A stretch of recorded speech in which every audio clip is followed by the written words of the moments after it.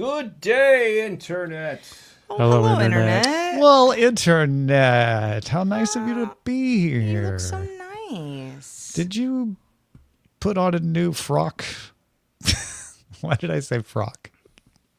I mean, I know what you mean. I was trying not to say dress, but then frock is just another word for dress, so yeah, didn't really change anything. I've got a neighbor. I don't know if I've ever... I talk about this on Have Such a Good Day because I love my neighbor directly across the street from me. She's like 95 years old. Oh, nice. Yeah. And yeah, she's an eccentric and fun neighbor. But she's eccentric. Let's emphasize that part of it.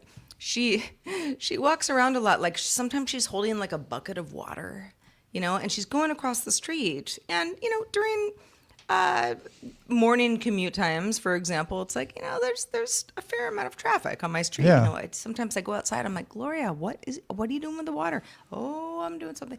And she's always got a story, and she's always wearing her like house dress and slippers outside. Yeah. Where you kind of that's like, classic. Yeah, I'm like, you just don't even You're like, give a you're hoot. just stepped out of a 1950s TV show, ma'am. Totally. Yeah, no, I love her. But every so often, for some reason, she's got a lot of house dresses.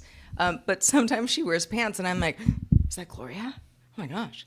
The first time she did that, I actually went outside. I was like, is that you? And she was like, yeah. And I'm like, what's the outfit? What's happening here? And got an interview, like, Gloria? Yeah. Where are you going? Yeah, she's, it's, when you said frock, it reminded me of her. Reminded you, yeah. She has many a frock in every different color of the rainbow. As she does whatever she does all day, every day. Well, and when you've reached 95 years, you can't really question, like, should you be doing that? Because apparently whatever it was, it worked.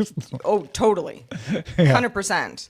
Yeah, one day she was like, because I was, if I see her outside, she kind of putters around her front yard. And if I see her, I'll say hello. And she was like, do you want to see a photo of me when I was younger? And oh, yeah? she's Egyptian, so her English is whatever. But yeah, I want to see that. So I waited outside. Like, is she ever gonna come back outside? She comes back outside, and it's a photo of her from like the early 1980s. That's you? She goes, yes, it's me. And to me, I'm like, gosh, that wasn't that long ago. Yeah, I thought you were gonna say longer for some reason, but yeah. Huh. Yeah, it's. Yeah. I mean, yes, it was a long time ago. Yeah, she would have been in her 40s, I guess. Yeah, in the ages. Yeah. But just I was like, wow, you are just ticking along. Yeah. Gotta love it. Good for you, Gloria. Yeah. Sing, Gloria. play Gloria. Gloria. I think they got I love your her. She's my favorite neighbor. Well, no, that's not true. I have other neighbors I like, but don't tell the other neighbors, Gloria. But you're my favorite. Gloria's like kind of my favorite neighbor, just because she's just so. She's just. I'm like, and her house. Weirdly enough, sorry, I'm going on and on about her now. Her house is huge. It's a huge house, and it's a single family home. Like, she doesn't have apartments in there. And she doesn't live with anyone else? I don't know. I don't think she has help. It's a big enough house, you might not know. It sounds like she could use a friend. Tends to seem like she doesn't have any help around the house. Yeah. But I'm like, that's your house? Oh yeah, it's my house. It's a large house. I mean, it's got to be 4,000 square feet. Wow. And it's like 3 stories or something? No wonder it took her so long to find the photo. But it goes back really far. Wow. I know. Like, there's a lot of house, even for like a regular, like a person in their middle age. Yeah, that's what I'm saying. Do you want to adopt I don't know if someone? you want to know what's going on inside. I've never been inside. Yeah. I've never been inside. I only have thoughts. But, this is like, sometimes I'm like, if I ever do a podcast where I just interview really interesting people. Yeah. Who have had long lives and seen a lot of stuff. Gloria is first. She's first on the list.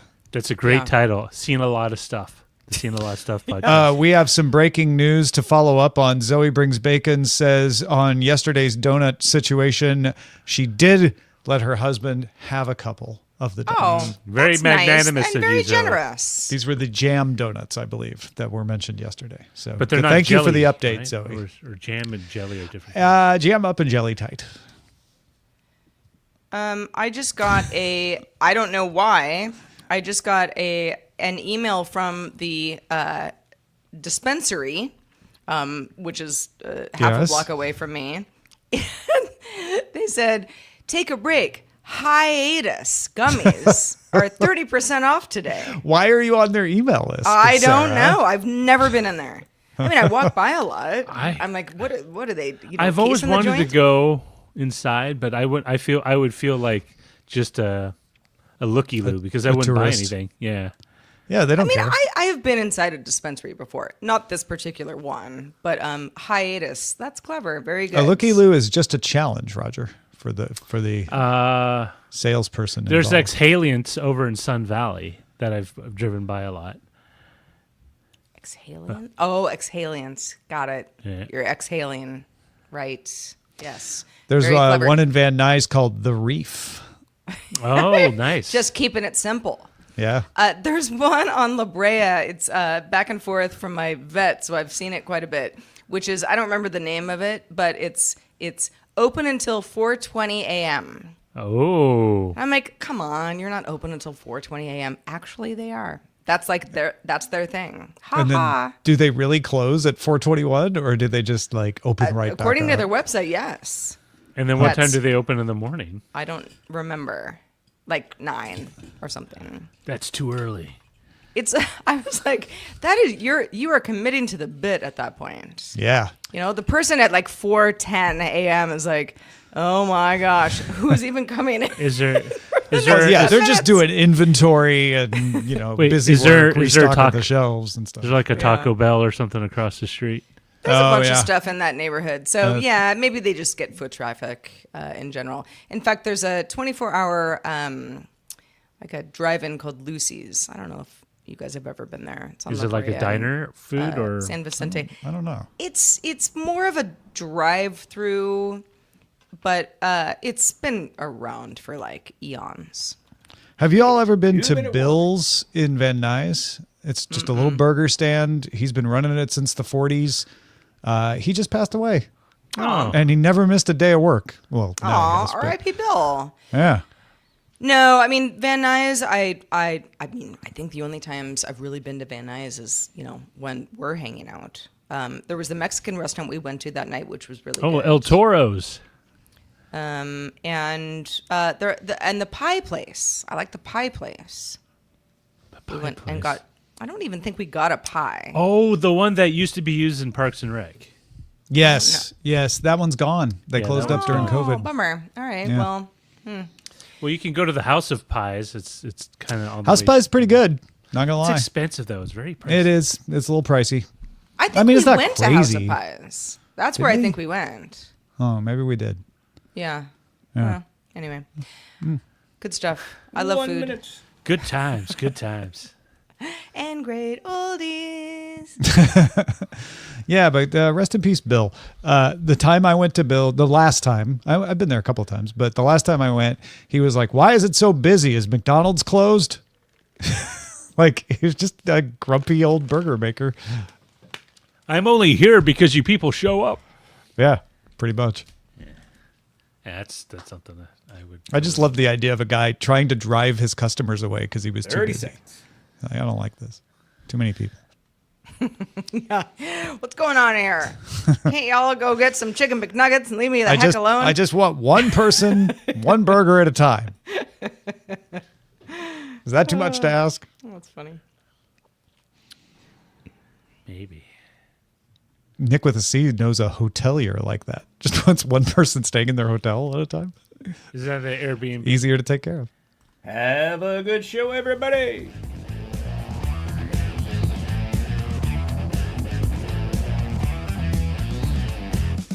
Good day, Internet. This is DTNS Live for Thursday, August 7th, 2025. Can you believe it? It's August 7th. From Already? Studio Animal House, I'm Sarah Lane. From Studio 7 in Los Angeles, I'm Tom Merritt. I'm the show's producer, Roger Chang.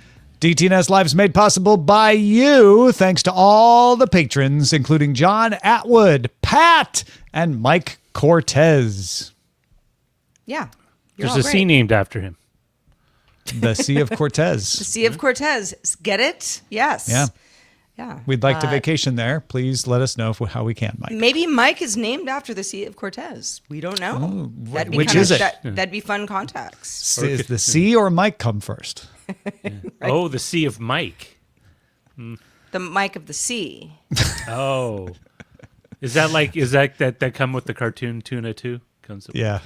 I went right to Chicken of the Sea as well. Something like that. The Chicken of the Sea thing, I know I've talked about this before. I still am like, I get her point. It says chicken. If you're not thinking too hard about it, it's easy to be confused. Chicken of the Sea. It's chicken. Yeah, it was a chicken in that a can. swims. Right? Yeah. Yeah, I don't know. Like maybe there's some sea chickens out there. That's false advertising. I think it's because they laid so many eggs you can make an omelet. Oh, something like that. Well, listen, we sometimes talk about chicken or tuna or tech news. Welcome to DTNS Live. This is actually the show where we discuss the tech news to help us all understand it a little bit better. Now, it's going to be hot in LA today, but, barring weather conversations, Tom Merritt, how are you? I am cool as a cucumber, ready, willing, and waiting for GPT-5 to show up on my version of it, because it hasn't yet. I don't have it either. Yeah. Anytime now. The rollout already supposedly happened. So. And we are going to talk about GPT-5 and how it's different than 4 and, getting a lot of buzz. OpenAI is good at that. But what about you, Roger Chang? How you doing? I am very warm right now because there was a warm-hearted, I would say. Yes, there was a power sag like overnight or something. So really? Like I don't want to. While I do the podcast, I don't want to jinx anything. Are you using ice? It's funny you mentioned that. I have. I emptied out a Gatorade earlier in the week. The sitting in a bag no of product ice right placement. now. Just be honest. Yes. This is. It was Powerade in a Gatorade vessel. Yeah. You want to pay us Gatorade, we'll show that logo, but otherwise Roger's covering it up. Yeah. I think it was probably about a year ago when it started to, the temps crept up in my neck of the woods. And Trisha Hirschberger, who was a guest on our show, had just come back from, I guess it was Comic-Con or a con that she had gone to. And she was like, oh, yeah, the neck fan, you got to have the neck fan when you're waiting in line to get into, the convention where it's going to be air conditioned, but not when you're outside. And I never got one. Could be a good live with it. It is. I think it is a good live with it. My kids broke mine. Especially if you're going to be doing something hot. Right. Would be a horrible live with it in the winter. But yeah. Unless you're working somewhere hot during the winter, like a furnace, you might need to cool down. Right. Yes. Depending on where you are and when you are, the temperatures do change. Isn't that fun? If you are watching live, people are saying something hot, like cooking rice. They want you to combine the neck fan and the rice cooker, I think. Oh, interesting. Well, weirdly enough, I mean, the rice cooker does dispel a variety. Like every few minutes, it's like, we're going to do the steam thing now. Whatever it says. Yeah, right. And then you get the steam. And actually... Which is, I have certain plants that like humidity and don't like, to be near a, like a breezy window type thing. So it's like now I've got all these plants in the kitchen. It's mayhem. But I love that rice cooker. I'm telling you, it is just the best. I am so excited that you love it so much because I sort of foisted it upon you. So I'm very glad. I mean, honestly. Well, because I was like, who needs a rice cooker? And you guys are like, you're going to love it. You're a convert, and I love it. Yeah, it starts with just one, and then it becomes becomes a movement. Just 1 5-cup thing of rice where you're like, fluffy and beautiful. Okay, I will never leave you again, rice cooker. All right, everybody, if you are watching live and you're like, where is the tech news? It's coming. And as we go through the tech news, you can name this episode. Head on over to dtns.showbot.tv. Do it now to submit titles as we go through some stories and vote on them and vote on others. We'll check back in on the votes at the end of the show. All right, let's kick it off with a few stories that caught our eye today. The president of the United States called for Intel CEO Lip-Bu to resign after a renewal of inquiries into his past investments in China and his 12-year term as CEO of chip design company Cadence Design. Last month, Cadence pleaded guilty to violating U.S. export controls. Tan was born in Malaysia and is now a U.S. citizen and was not at Cadence Design when they pleaded guilty to the charges. If we all have to take some bets, how much do we think that he will resign? I'd put the chances. I obviously don't do a lot of betting, or I would have said that way differently. I'll put it at 37% chance right now. Okay, but we'll all see. Because there's a little bit of substance in there that. And honestly, this is mostly about the fact that everybody else, TSMC, Samsung, Apple, are all announcing new investments in the United States, while Intel is saying, actually, we're going to take longer to spend that money in Ohio. We're going to take longer to develop these plants in Arizona. And I think that's what this is about. It's a little bit of motivation. Is that it? Yeah.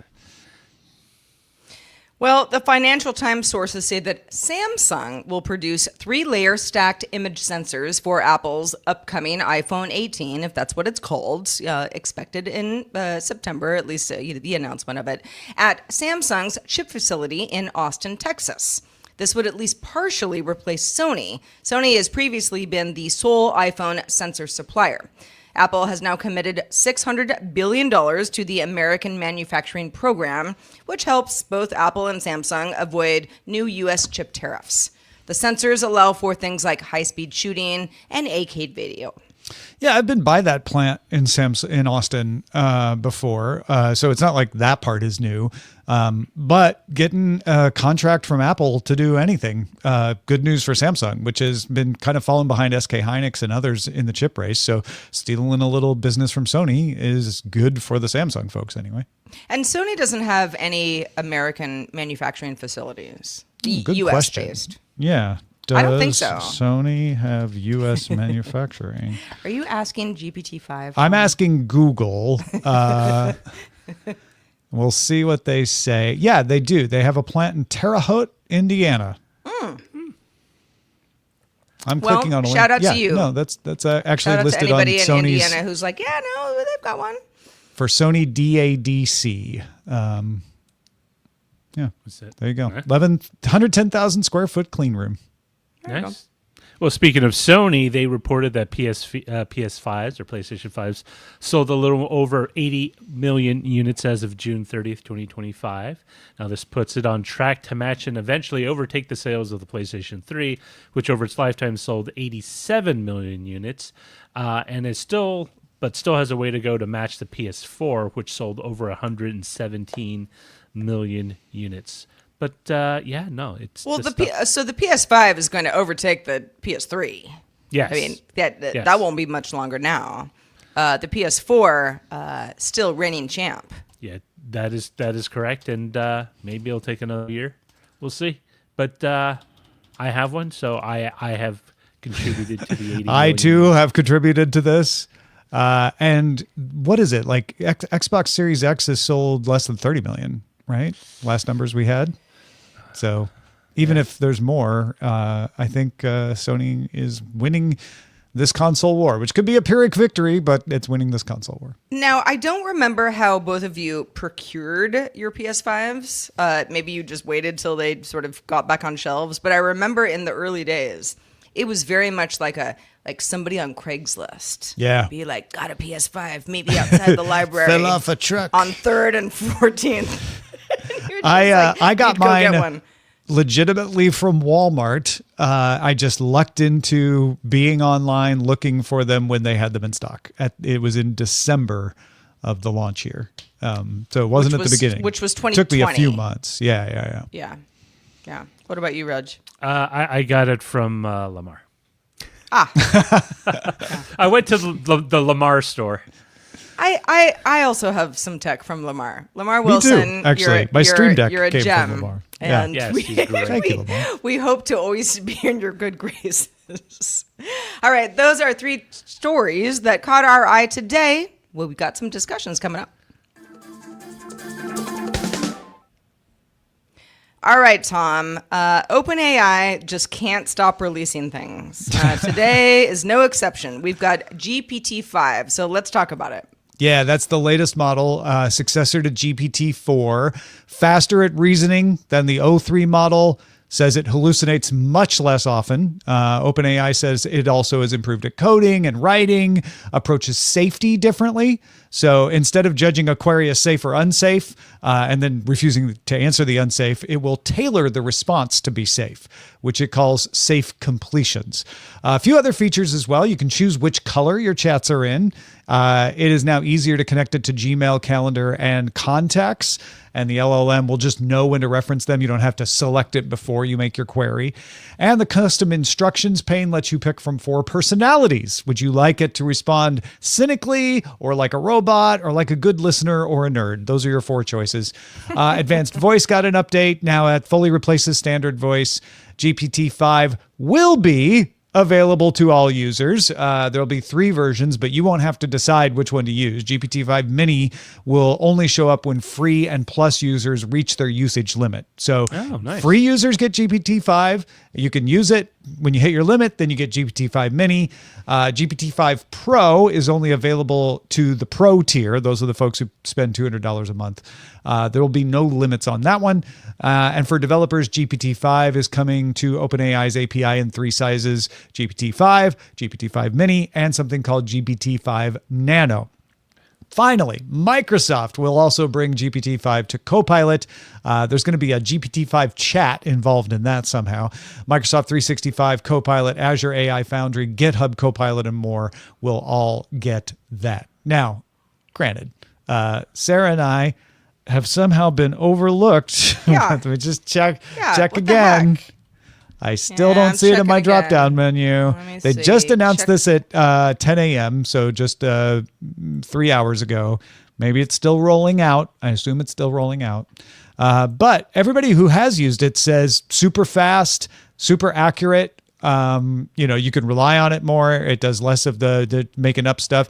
Sam Altman was saying that this one, they really worked on making it so that it's not trying to flatter you or scheme and lie, which is, That's yeah.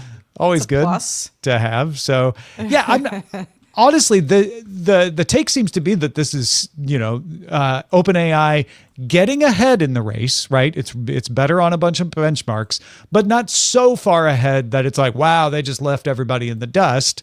It's, when it's the thing where you release a new model and now you have the best model until somebody else releases their new version of the model. Of course, Which is like every 12 hours. Anthropic just released the new Opus earlier this week, and that was better than OpenAI and a bunch of things. And now GPT-5 is better than it. I've got a Slack group that we talk about like nerdy things.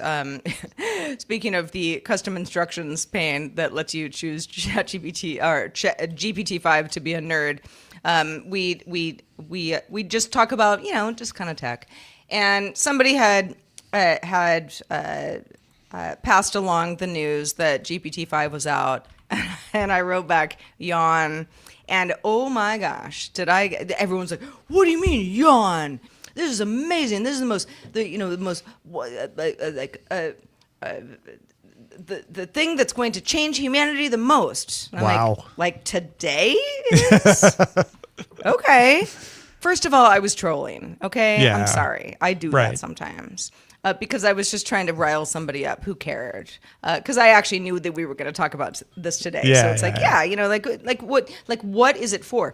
And really, the folks in there who are fired up about this mostly are fired up about coding. And Yes. and that is that's obviously a huge part of GPT-5. A huge part of how people use LLMs in general, and also a huge part of things that other people don't use. So, if it's like, yeah, it's like coding has never been easier, and you're like, but okay. It's supposed to be better even at dipped my toe in writing that. as well, and it's supposed to be better at what was it? It was writing and something else creative, like not just the coding. Like it's supposed to be better at a lot of different things. It's supposed to be better at writing, and I look forward to trying that out because I do run a lot of what I write for our show. I mean, a lot of the stuff is off the cuff, but we do write a fair portion of the show. And I'll run it through there and just be like, well, how would you have said this differently? Kind of thing. Yeah. And just kind of for my own fun, I almost always go, yeah, you know what? You did save me a sentence there, but I like my version better. But if the writing is better, and there's definitely a whole thing going around the internet where people say, I know you use ChatGPT because you're using M dashes all over the place. And you never did before.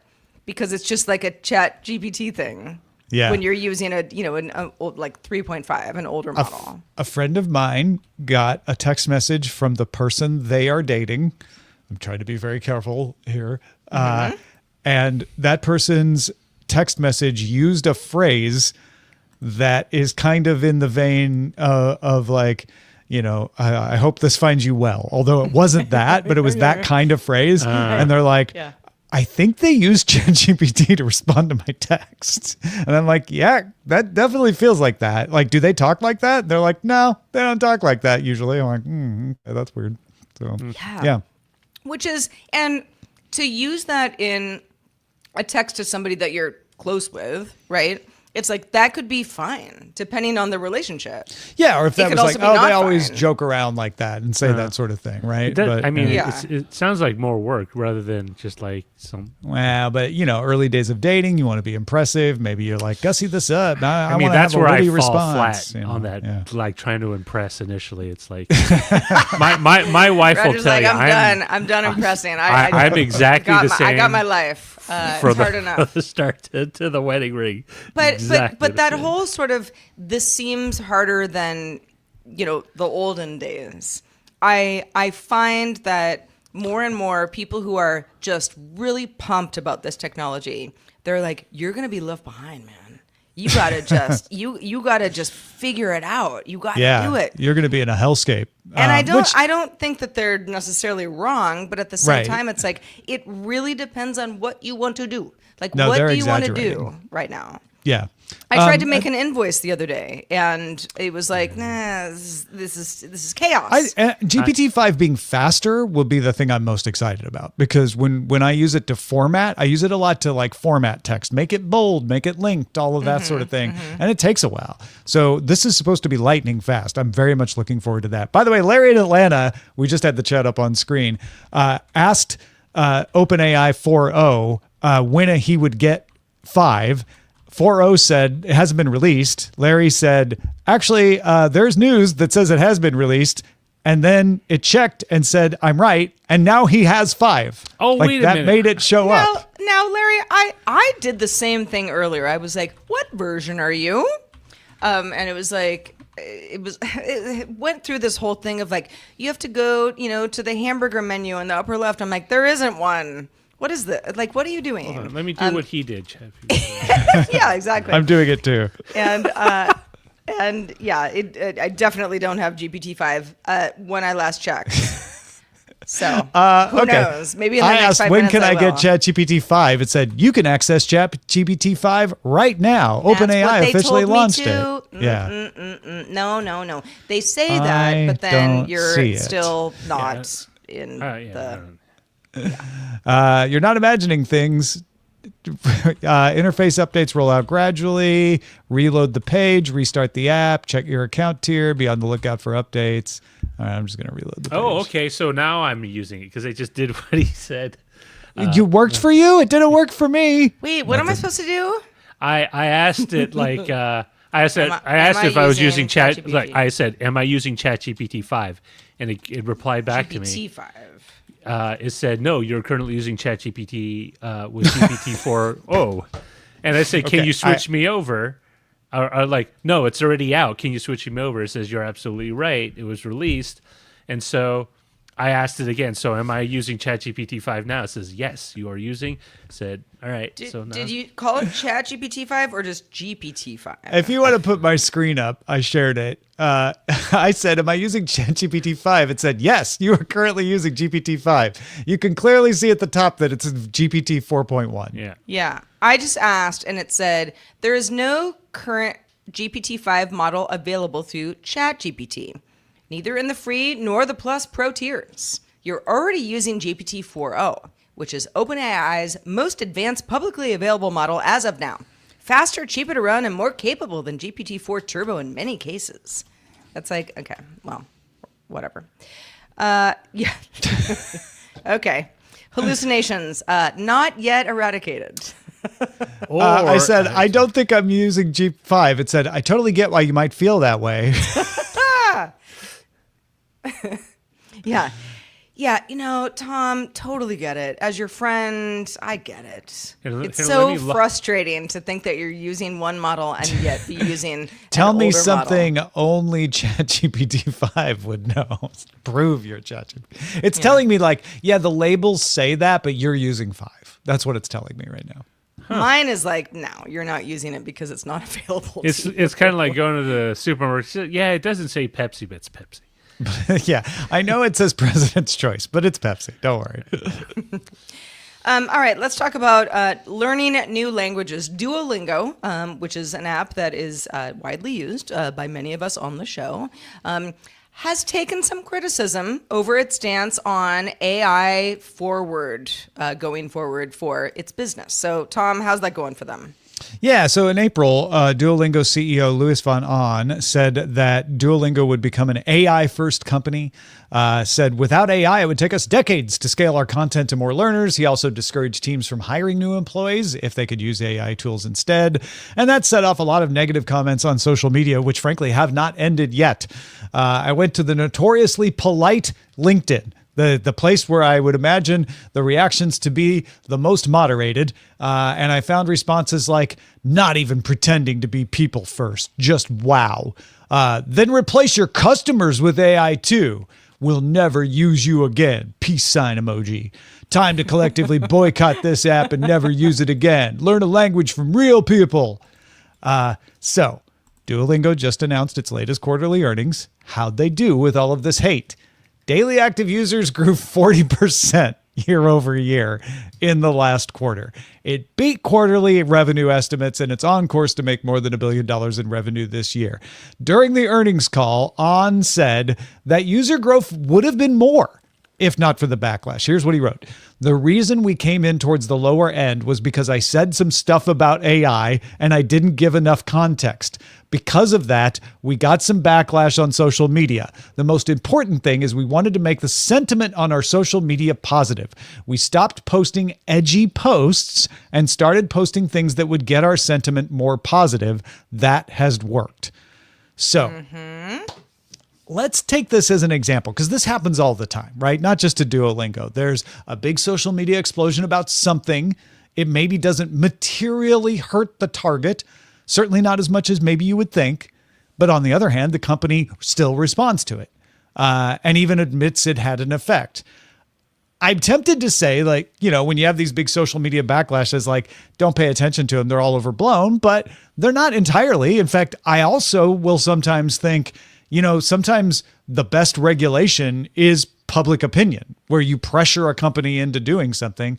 So I don't know how you guys feel, Sarah. Like, where do you land on whether we're overreacting to social media or not?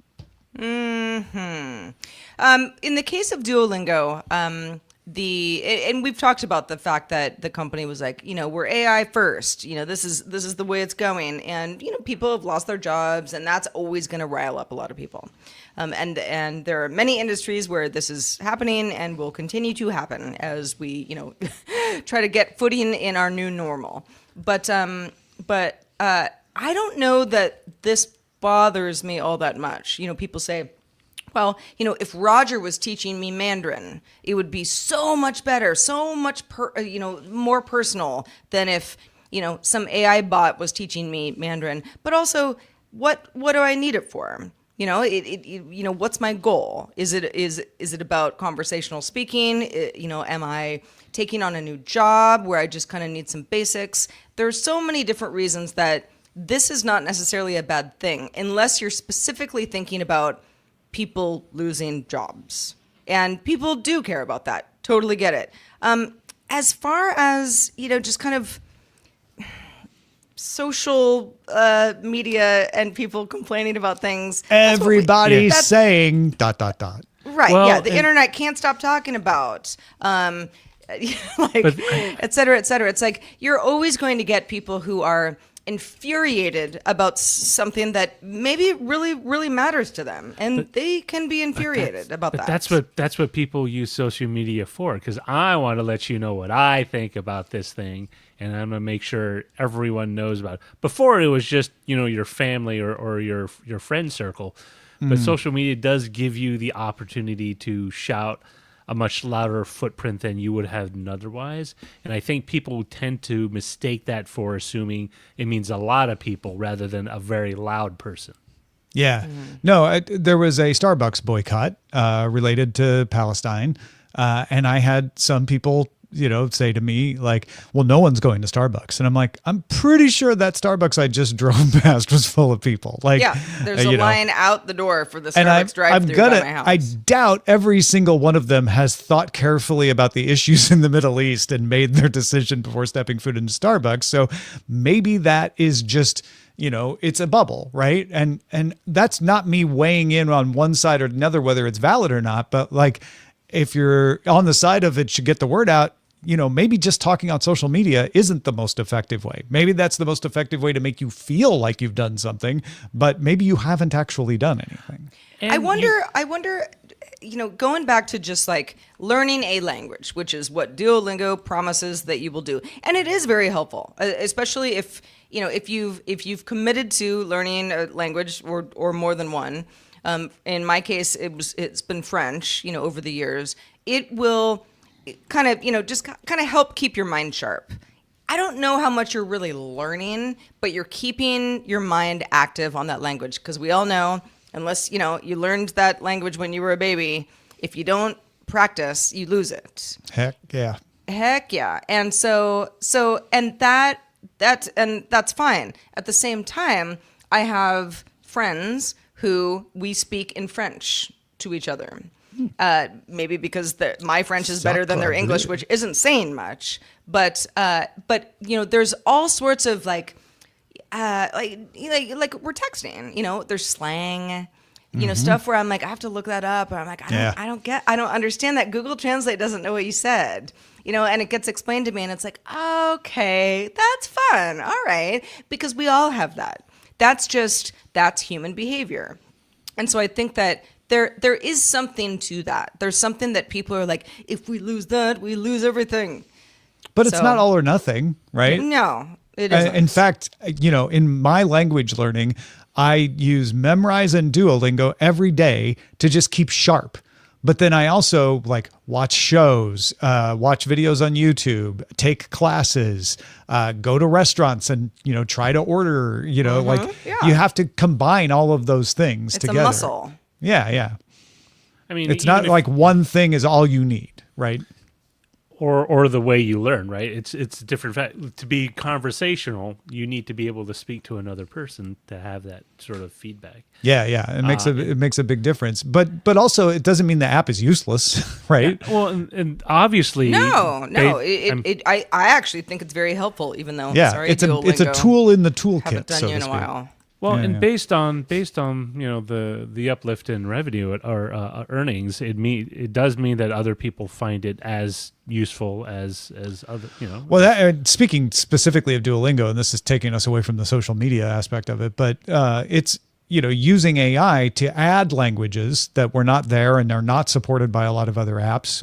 So there's, a range of offerings that it wouldn't be able to do otherwise. And it's adding things that aren't languages. It's adding math, it's adding science, it's adding other types of lessons that you can learn from as well. And it's adding convenience, because you can't always grab your, French, your Spanish, Mandarin, whatever speaker when you're available in order to practice, right? Tell me about it. Every time I want to practice Mandarin, Roger's like, every time I try to grab Roger, I don't know like, what you're talking about, Tom.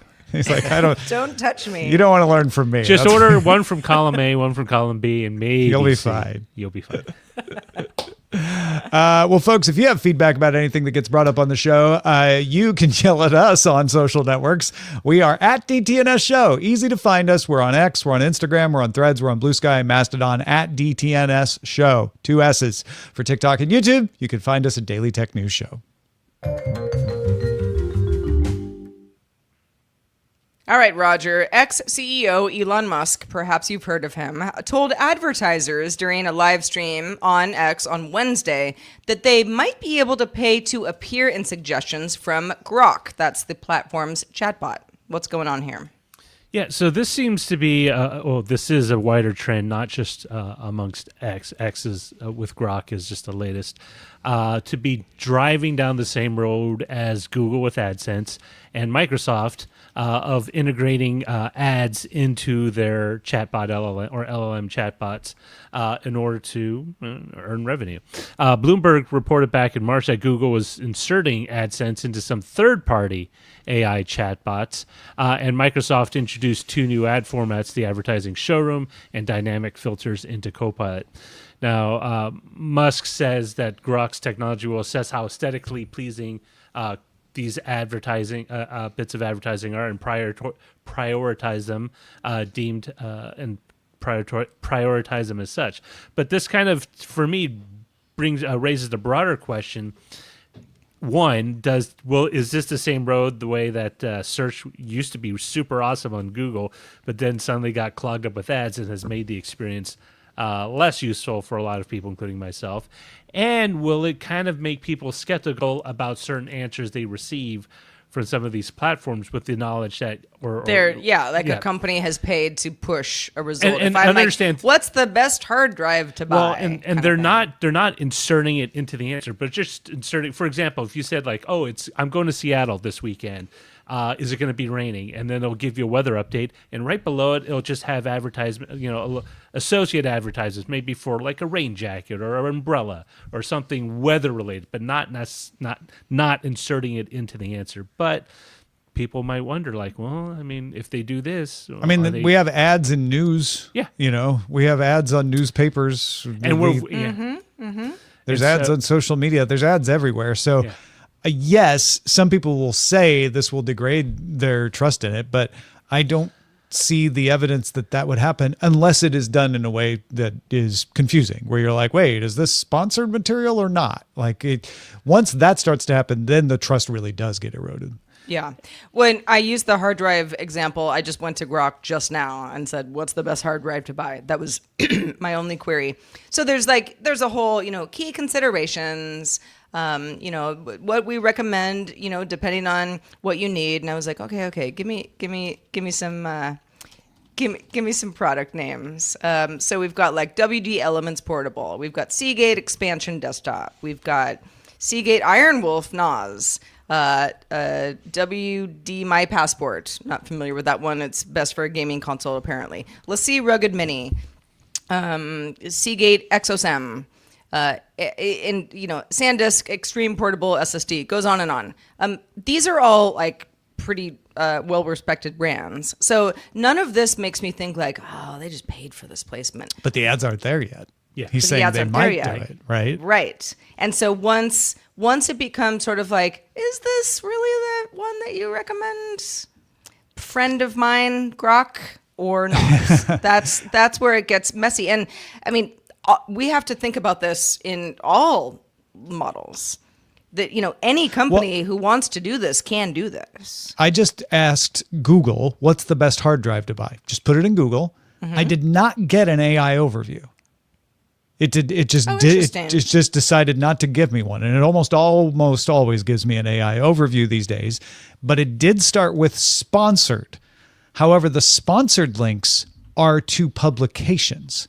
So it's LifeWire's best hard drives, Amazon's top-rated external hard drives, Buyer's Guide, and then the first non-sponsored link is Tom's Hardware, then Wired, etc. So it is interesting. Like, it didn't give me sponsored hard drive makers. I didn't get LaCie or Western Digital or Seagate.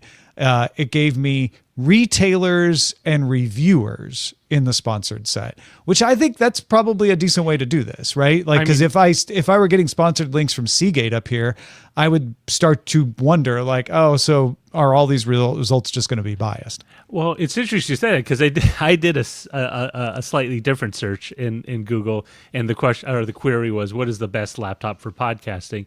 The AI overview came up with Apple MacBook Pro, and they also had a secondary option of the Dell XPS 15 and the HP Spectre 3.6. And then for budget like it layered it in a way like you would like a buyer's guide. Like when I click over to AI mode to that tab, I get a similar thing for hard drives on my result, but it didn't give it to me in the main results, which is interesting. Maybe they want to, but and it's not to say that there's any maliciousness, but at some point, doesn't this just sort of cruft up? The reason why people are so enjoying the experience is they don't have these. It's like driving on a new, fresh piece of asphalt, like on the highway. Like there's no bumps, there's no It's not divots. mucked up yet. Yeah, it's nice, it's smooth. I'm getting there, but like over time, it starts to get ruddy, and there's and like I also feel like, and I know that sometimes there's smoke and mirrors, but if you are paying attention, for example, Tom, to your what's the best hard drive to buy Google result, you see things that are sponsored. If you look at the spot, you're like, okay, that's sponsored. I can choose to click on that sponsored result, or I can be like, no, I want to, go past that stuff and get into, more of like the subreddit stuff that ends up surfacing on Google results. This happens to me on Yelp all the time. I don't really use Yelp all the time, but when I do, it's like, like a new restaurant. Like, what do people think about it? And, the first 4 results are always just sponsored restaurants that are not the restaurant that I want to hear about. Yeah. And I've just gotten used to that. It's mildly annoying, but if you're paying attention, it's not the end of the world. It's just sort of how search results work. If models, whether it's GPT-5, whether it's, the list goes on. We talk about them all the time. If these models can say like, hey, just so you know, sponsored, but, this is one of the results that might be relevant to you. I have no problem with that in theory. Yeah. It's if it gets obfuscated, then I have a huge problem with that. I feel like if there's enough of a competitive marketplace, it puts pressure on companies not to make the experience worse. And people have a choice. You can go use a different model. Whereas if it's not a competitive marketplace, which kind of looks like maybe search isn't sometimes, then you see more and more of the potholes in the road that don't get fixed, so to speak. And, I'm wondering because at one point the web search market seemed pretty competitive, and it kind of got whittled away. And I'm curious to know if that time for a lot of these LLMs is like a decade down the road, 4 years down the road. A decade sounds long to me. Just, based on how much this is all moving forward. Well, the way these things usually go, we have a thriving marketplace of multiple companies in the early days. Then it shakes down to 3, and then it either stays there or 1 dominates. And then everybody sues it before a new technology comes and undermines it. And then they lose their antitrust case. But by that time, the new technology has changed things so that they're not dominant anymore. Mm-hmm. Pretty much. Yeah. So it's, I'm curious to know because I really do enjoy the chatbot experience because it is, free of a lot of the stuff. I guess one hopeful thing is that we are seeing the models be you need to pay. There will be a free version, but if you really want a good version, you need to pay, and those paid versions don't necessarily need to have ads. So there's less of a pressure of like, well, we got to have ads because it's the only way we make money. Yeah. Well, speaking of making money, Peloton, which if you're not familiar is, sort of the exercise bike for your home, says that it is shifting from a pure cardio focus to a more broader wellness strategy. That includes things like strength training, stress management, sleep, nutrition, all things that, maybe a bike could help you with, but something that you do off the bike. CEO Peter Stern announced a new AI-powered personalization toolkit and plans for nutritional content, but added that operating costs are too high currently. Peloton beat its Q4 expectations with its $607 million in revenue and a rise in subscriptions, but is also laying off 6% of its workforce in a sixth round of cuts. So the company is trying to figure out where to go forward. Yeah. Pricing changes, they're also coming, says the company, including a new assembly fee and discounts for certain professionals based on, how are you using the bike? Is it in an office versus a home? That kind of thing. So the revenue is good, but they're not profitable. That's why they're, cutting the money. I didn't see an earnings per share on here, but yeah, it has always been a low margin business to be selling people these really expensive bikes. And the idea was that you would lock them into a subscription with the service.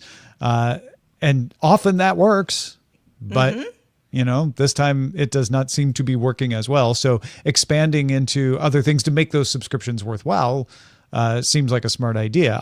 We have a Peloton. We've had one since Gen 1. Eileen still uses it. She hasn't bought a new one. But she does actually use off-bike stuff as part of her subscription. She gets on the Apple TV and goes to the Peloton app, and there's stretching and yoga and all kinds of stuff, meditation, things like that. The whole early 2020, where the world sort of shut down for a couple of years, there was a huge surge in people playing video games, and wanting consoles. People doing any workout from home. I mean, you could not buy a Peloton at the time, because everybody was like, I can't go to the gym anymore. I need this stuff.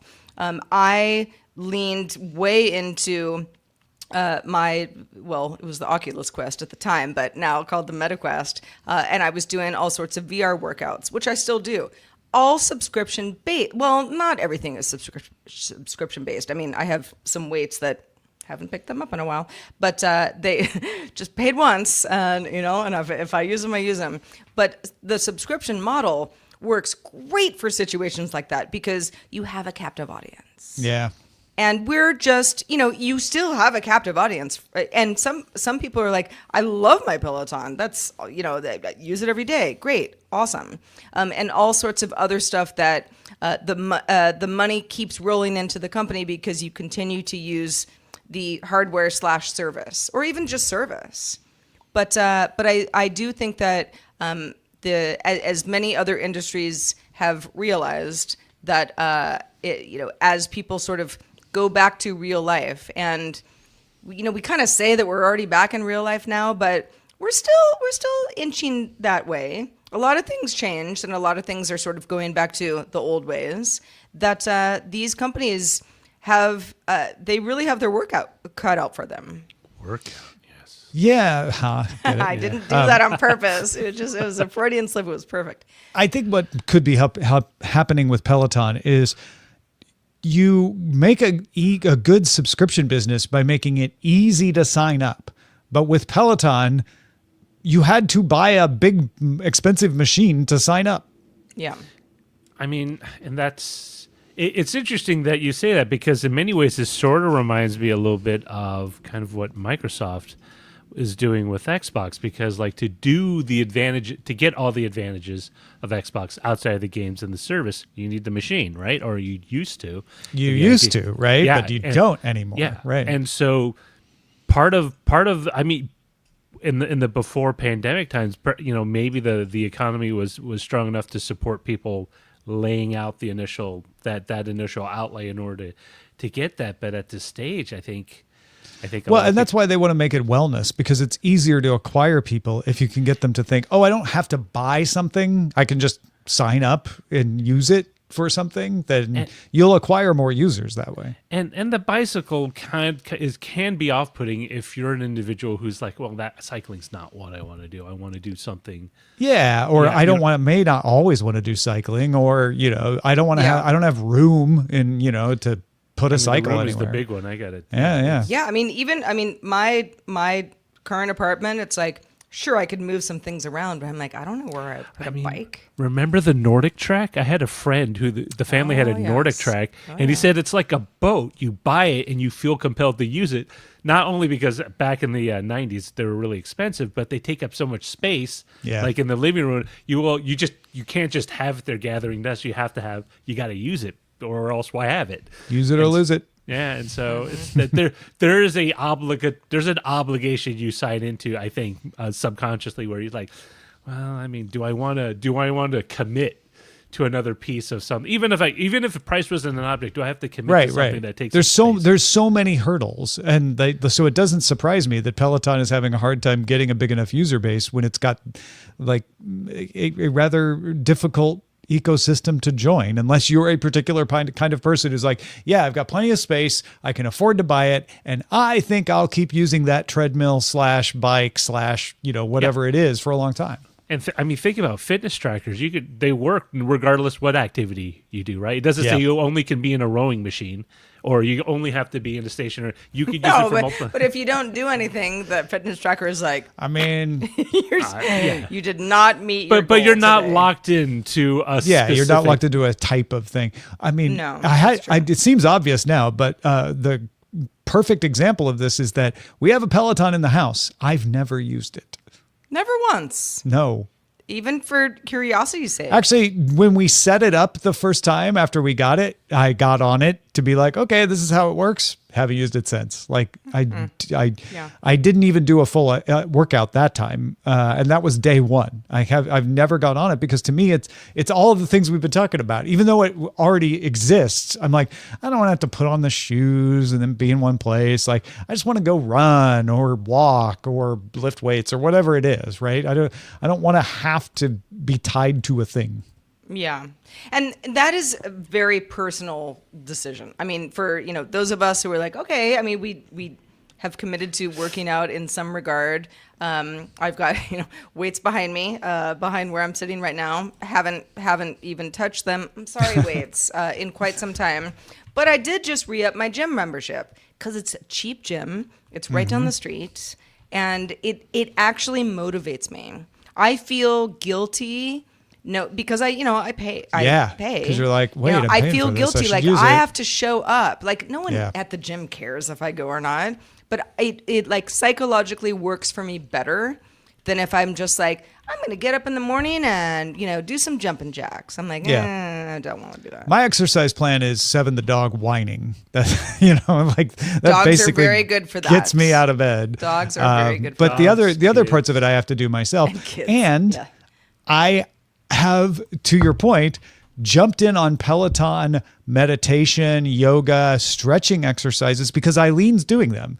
And she's like, do you want to join? I'm like, oh, yeah, I will. I would never, it's again, that motivation. It pulls you in. It's something that gets you to do it. Mm-hmm. Yeah. We all have different kinds of motivation. And if you have ideas about that, feedback at dailytechnewsshow.com. Speaking of feedback, let's check out the mailbag. Yeah, we got Tom in Minnesota wrote in with a question about Disney saying next year they're going to just fold Hulu and Disney Plus into one app. Tom says, with Hulu folding into Disney Plus, what does that mean for pricing and bundles? I'm curious because I have the Disney Plus Hulu HBO Max bundle. I don't think it does anything, at least at this point, from everything Disney has said. They will still be selling Hulu as a separate product. It'll just be accessible in one app. So if you're a Disney Plus subscriber without Hulu, you won't get most of the Hulu stuff. If you're a Hulu subscriber without Disney Plus, they specifically said you will use the new app to get Hulu. You just won't see the Disney Plus stuff. And I don't know what this does to the HBO Max bundle, but since you have to go to another app for that anyway, I assume that that's not going to be affected by this. Now, granted, between now and next year, they might change that. They might change the bundles. They might raise the prices. But just based on everything they said around the app, it doesn't appear that consolidating the apps is going to have any direct effect on the bundling. Right. Yeah. It might look different, as you're navigating around and finding the show that you want to watch. But as of now, it is a unified experience, but you can still have the bundle that you have now. Bundle on. Bundle on, everybody. Remember, you can send in your comments to feedback at dailytechnewsshow.com. And of course, if you're a patron, shout out to all the patrons, you can comment on anything we post to Patreon as well. All right, time to check in on those titles that Sarah charged you with submitting. Have you fulfilled your obligation? Yeah, Yes. get in there now. 38 titles submitted, only 28 votes, though. You haven't done your democratic responsibilities. You submitted a lot of titles, but you did do a lot of voting. E. Clay Thomason leading the votes right now with Bike and Subscribe. Oh, that's fun. I like it. Fun. Larry in Atlanta with Do You Grok Ads? Get it? Yeah. Yeah. Well, I Okay. mean, we'll see. The Reverb Mike with 3 hours later. Oh, yeah. What's the 3 hours later? What is that? It's There's a the meme. meme like a few moments later, and then there's all kinds of derivations of it. What is it referring to here? I don't know. Actually, Unless it's the rice cooker. No, that would have been our pre-show. we do have Rice Baby from the Reverb Mic as well, so maybe it is the rice cooker. Maybe it is. 3 hours later, you got perfect rice. Larry in Atlanta with Everybody's Entitled to My Opinion. It's true. Everybody should be entitled to my opinion. That's how I feel. That's how you win friends. Let's see what else we got here. No ChatGPT for you, Tom. So far. Sarah, what should we go with? Well, good stuff. Good stuff from all of you. But we went with E. Clay Thomason's Bike and Subscribe.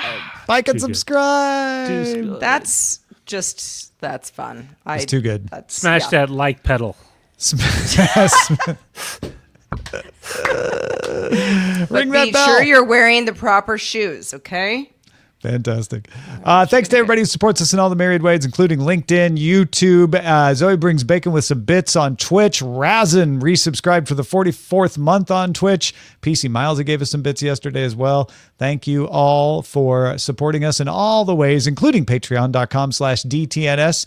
Don't forget, we're involved in a lot of shows. Some of them come from Experiment Week. We'll be doing our 4th Experiment Week. I think it is the 4th.